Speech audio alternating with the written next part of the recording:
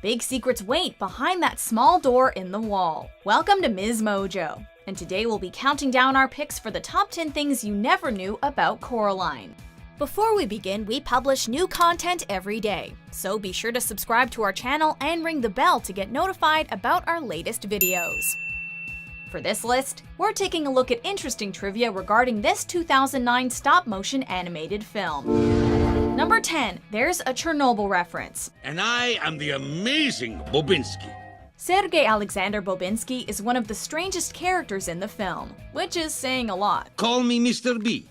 Coraline's upstairs neighbor is something of a mystery, although you can piece his puzzling past together based on his appearance. Mr. B wears a medal that reads 4A3C, which indicates Chernobylska nuclear power plant. The text additionally states participant in the cleanup campaign. This particular medal was awarded to individuals who helped deal with the fallout of the 1986 Chernobyl nuclear disaster. The radiation from this disaster might explain why Mr. B has blue skin, not to mention why his personality is so eccentric. The mice asked me to give you message. It goes to show how the littlest details can tell a character's whole backstory. Number 9. The movers are based on two real people. The two men that helped Coraline's family move into the Pink Palace had a much greater impact than you might have realized. They're Van Reed's Ramft Brothers Moving Company, which is a reference to Jeremy Ramft and Joe Ramft. The movers are even modeled after these real-life brothers, who worked with director Henry Selick on The Nightmare Before Christmas and James and the Giant Peach. Joe's life was tragically cut short when he died in a car accident in 2005. Selick described Joe as the story giant of our generation, and Tim Burton's Corpse Bride was even dedicated to his memory. Jeremy, meanwhile, works as a character sculptor and voice actor at Pixar. Number 8. Laika auctioned off all their puppets in 2015. From Coraline to Paranorman and the Box Trolls, Laika has dished out one stop-motion success after another. In 2015, 1 year before the release of Kubo and the Two Strings, the production company auctioned off the puppets, sets, and props from their first 3 feature films. Coraline's evil other mother was a top seller, going for just above $50,000. Another Other Mother puppet sold for over $25,000, while a Blue Star sweater Coraline went for almost $24,000. Overall, the collection brought in over $1 million, a portion of which was donated to the Art of Elysium, a charity that encourages artists and communities in need to join together and emotionally triumph over their circumstances through art. Number 7. Time and materials. Whether it's 2D or 3D, animation is always a lengthy, arduous process. You have to be especially patient when it comes to stop motion, though. Coraline took 18 months to shoot, and that's not even including the 2 years that went into pre-production. To create a single puppet, a team of 10 people worked for 3 to 4 months. It's not like there's just one puppet per character either. For the film's titular heroine, the filmmakers had to create 28 different puppets of various sizes, although the one that was primarily used stood at 9.5 inches. Plus, over 130 sets were constructed across 52 stages spanning 183,000 square feet, which broke a record for a stop-motion animated feature. Number 6. The shopping scene was almost cut. The scene where Coraline and her mother go uniform shopping stands out as one of the few moments that take place outside of the Pink Palace. Because of this, the producers originally wanted it scrapped from the final product, but Selick fought to keep the scene in. While it had already been established that Coraline and her mother have a somewhat strenuous dynamic, Selick felt the scene added something extra to their relationship. Put them back. My other mother would get them. It's also one of the final moments the two share together before Coraline's parents go missing. Furthermore, the scene has a nice payoff later on when Coraline's mom buys her daughter the glove she wanted, demonstrating the loving bond between them. Number 5. Where did that ketchup stain come from?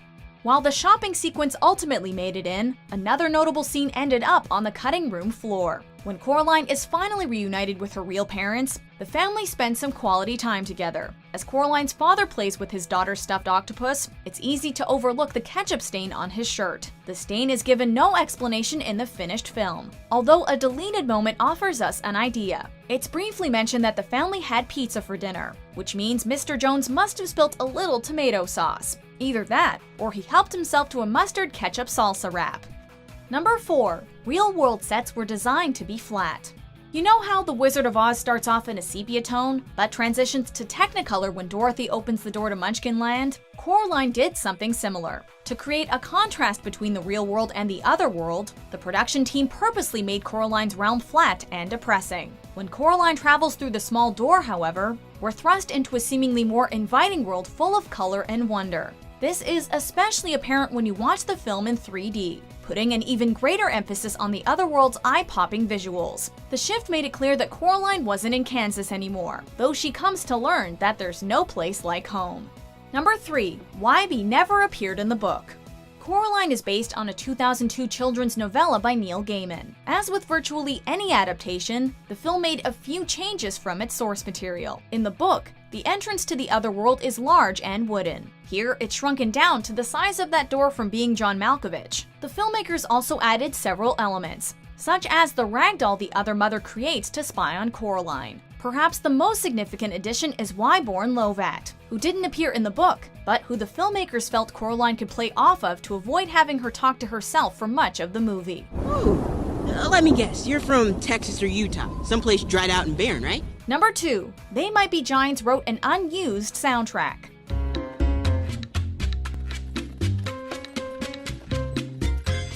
Bruno Coulet's musical score played a key role in setting the film's creepy yet whimsical tone. Initially, though, They Might Be Giants were enlisted to work on the soundtrack for Coraline. The alternative rock group wrote numerous songs, but Selleck felt their music didn't quite fit the tone he was going for. While most of their songs were cut, the other father's piano solo was used in the finished film. Making up a song about Coraline. Band member John Linnell even provides the character's singing voice. They Might Be Giants have expressed interest in releasing all the unused songs from Coraline. As a matter of fact, the song Careful What You Pack actually came from their work on the film.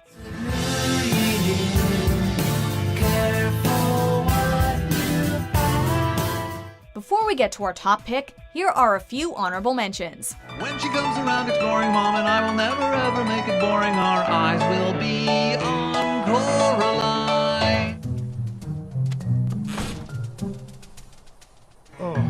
She spied on our lives through the little doll's eyes. Saw that we weren't happy. Number 1. It was originally going to be live action. While Dakota Fanning was attached to play Coraline pretty much from the beginning, the film was going to be done in live action before Laika entered the mix. Selleck felt the project would work better as an animated feature. Part of this had to do with the black cat, which Selleck thought might come off as too gimmicky and scary in live action. When it was decided that the film would take the animated route, Selleck had his heart set on utilizing stop motion. With CG animation dominating the market, stop motion would give Coraline a distinctive look. Fanning was excited by the idea of voicing an animated character, and watching the finished film proved very rewarding for her. It's not just, certain things that, pop out at you. It's kind of the whole thing. You feel like you're kind of in it, and I really, really like that. Do you agree with our picks? Check out these other great clips from Ms. Mojo and subscribe for new videos every day.